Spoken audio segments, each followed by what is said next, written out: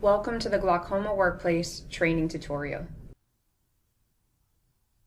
Glaucoma Workplace allows us the ability to not only just view the visual field in OCT data, but it gives us the ability to work with it interactively and to manipulate the data.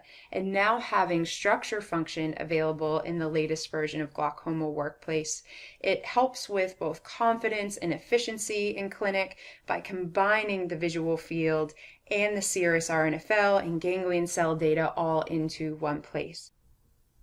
When ready to view the patient, simply double-click on the patient's name or choose Document Display in the bottom right-hand corner. This brings us into our document display screen, and on the left-hand side you have your Glaucoma Workplace menu. There's Visual Field Guided Progression Analysis, our Visual Field Overview, which is a series of threshold exams, Visual Field Browser, Structure Function GPA, and the ability to create reports. So we'll start by going right into the Visual Field Overview. The Visual Field Overview is a great place to look at all of the patient's visual field history on one screen. Here we have the left eye shown on the left-hand side of the screen and the right eye on the right-hand side of the screen. However, that is something you can customize in the Glaucoma Workplace settings if you prefer it to be the other way around. You have the visit date listed at the top of each visual field along with the time and the test strategy. Located in the top right corner, you'll notice a few different features. So there's a comments bubble where if the technician adds a comment on the visual field machine, it will carry forward into Glaucoma Workplace so you can view it here. So comments like patient falling asleep or difficult day of testing, or maybe even the technician's initials who performed the visual field test. That all can be added on the device and it'll display just like this. If you look at the visual field on the left, the bubble is bold, where the visual field on the right, the comments bubble is empty.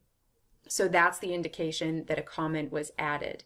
If you hover over, you'll see the comment, or you can click and you can view the comment here or add new comments.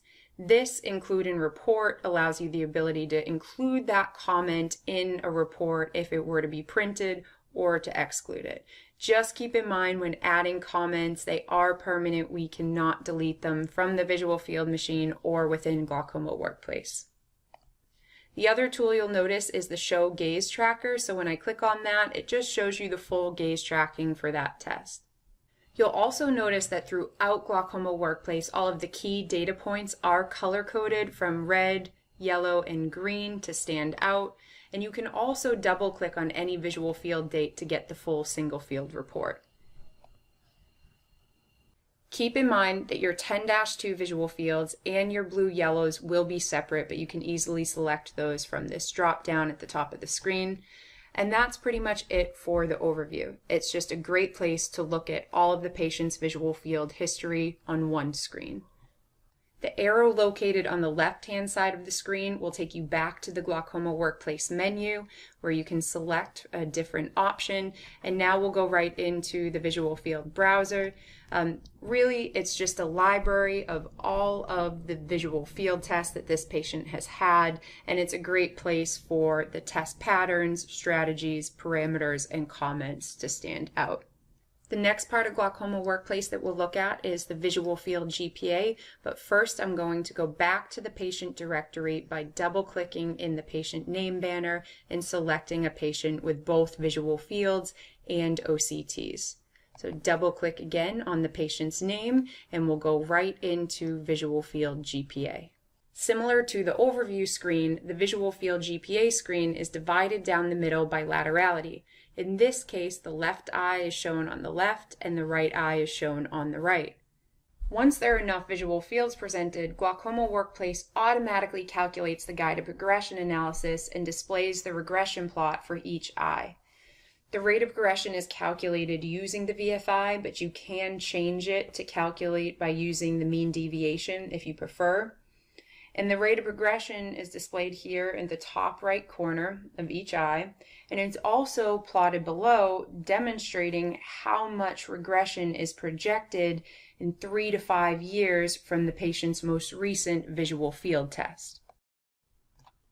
This, of course, is helpful when monitoring the patient, but it can also be helpful in the case that you're trying to show the patient the importance of taking their eye drops or moving forward with a laser procedure, and you can easily show them where they're projected to be and how much loss is projected in 3 to 5 years if they were to continue at this rate. So as we know, we need at least 2 baseline exams and a follow-up exam to start calculating the guided progression analysis, and it is recommended that those 2 baseline exams are relatively close in date range. So each one of these squares represents a visual field. The open squares indicate a full threshold visual field, while the shaded squares indicate CETA exams. The tests shown with the circles around them represent our baselines, and the tests shown without the circles represent all of the follow-up exams. The 3 tests displayed below the regression plot also represent the 2 baseline exams and the most recent follow-up. You'll notice when hovering over any of the visual field dates, a data box appears, and it includes date and time, test strategy, and all of the parameters. However, if we were to right-click on a visual field, we now have a menu that appears. The first option is to deselect. So if I deselect a follow-up visual field, it's now grayed out and it's no longer being included in the guided progression analysis. It's also very easy to add back. Just right-click again and select as follow-up. We can also reset baselines. So this is huge. We no longer have to go to the visual field to reset baselines. We can do it right here from Glaucoma Workplace. So to do that, let's say I want to reset the baseline at this visit date. So I'm going to right-click on that visual field and select Set as Baseline. And now, once the patient has an additional follow-up, it'll start tracking from that point on. Some of the additional menu options include showing the single field analysis report, showing the comments, which again can be added directly on the visual field itself, whether it's an HFA2 or an HFA3, or it can be added here in Glaucoma Workplace. And then we also have the option to add clinical events. Looking at the GPA, we can already see here in the right eye that 2 clinical events were added. When hovering over, it shows Xalatan QHSOD, added in addition to Timolol BID-OD, and then we also have a TRAB added. And these clinical events do not have to be added on a visual field. So I could right-click on a specific visual field date and add my clinical event, or I can click, hit Add Surgery, and then adjust the date. The final menu option is adding an IOP. So adding an IOP can either be done on the HFA3 specifically, or it can be added manually in Glaucoma Workplace, again by right-clicking, hit Add IOP. You can adjust the date so it does not have to be done on a date where there was a visual field, enter in the pressure, and it will then appear when you hover over that visual field. The other place that it appears is if we move down to our mean deviation, VFI, and IOP chart. On this chart, you can see that any clinical events we added at the top also display throughout in the mean deviation plot and also the IOP chart. We can select Add IOP at this top toolbar, enter in the pressure, enter in the date, and it'll start graphing here at the bottom. We have the ability to add in a target range. You select a lower limit and an upper limit. And then you can also enter in your central corneal thickness. A few other key features to point out is below the mean deviation VFI and IOP chart, you have this real eye monitoring tab. If you have a patient that had testing on an HFA3 860 model, it now has the real eye technology where it keeps track of where the patient was fixating at each stimulus point. So it's just another way to check the reliability of that visual field test. We also now have the ability to generate mixed strategy GPAs. So it used to be that we had to do 3 of the same test strategy in a row to generate that guided progression analysis, but now from this drop-down menu in the top toolbar, we can generate that mixed strategy GPA, which includes our CETA standard, CETA fast, and CETA faster. Lastly, before moving on to our structure function, I do just want to point out at this top toolbar here, we have the walkthrough feature, and it moves through each follow-up so we can easily see the changes in that guided progression analysis. So now we are ready to move on to the structure function GPA tab, and the structure function varies from the original GPA by including the optic nerve and the ganglion cell data along with the visual fields. So structure function is going to be right and left eye separate, and the top is divided into 4 different trend analysis plots. And the plots I've selected are the visual field index, RNFL thickness profile, mean deviation, and cup to disc ratio. However, you can change these 4 regression plots based off of user preference, and the system will remember the selection for the next time you launch Glaucoma Workplace. The bottom half of the screen displays the event analysis timeline, and it defaults to displaying the progression analysis of the visual field and the optic nerve scans.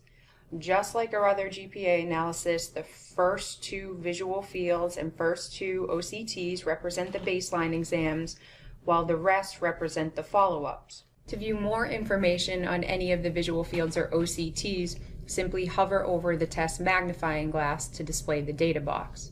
The visual field baselines can once again be changed by selecting test from the visual field regression plot or deselecting a follow-up so it's no longer tracked in the GPA.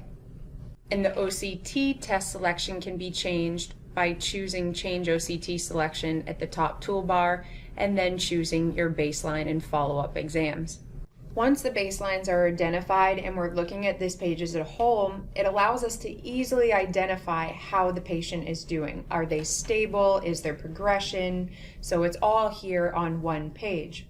You'll also notice that the tests plotted in the trend analysis above are always linked to the test shown on the event timeline below. The next event timeline view is deviation, and here we are able to view the pattern deviation for the visual fields and the deviation from normal on the OCTs. We also have our thickness and sensitivity view, and lastly, we have the ability to show the data tables for all of our tests. This can be left on when looking at thickness and sensitivity, your deviation view, or the progression view.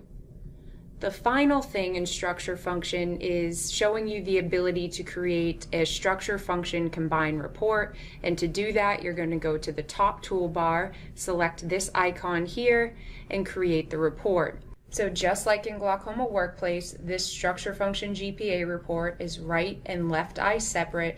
However, it includes all the pieces that we just went over. Keep in mind that it is a 2-page report, so you do have 2 pages here, and you can also print or save. So from this view, if we select the save icon on the top toolbar, and we select save all pages and choose next, we can then save it to anywhere on our computer, or when selecting print, we can print to whichever printers are already configured to your computer's workstation. Close brings me back into Glaucoma Workplace, and when ready to exit Glaucoma Workplace and view the rest of the chart, use the double arrows at the bottom of the screen, which will collapse your current view and bring you back to the document display screen.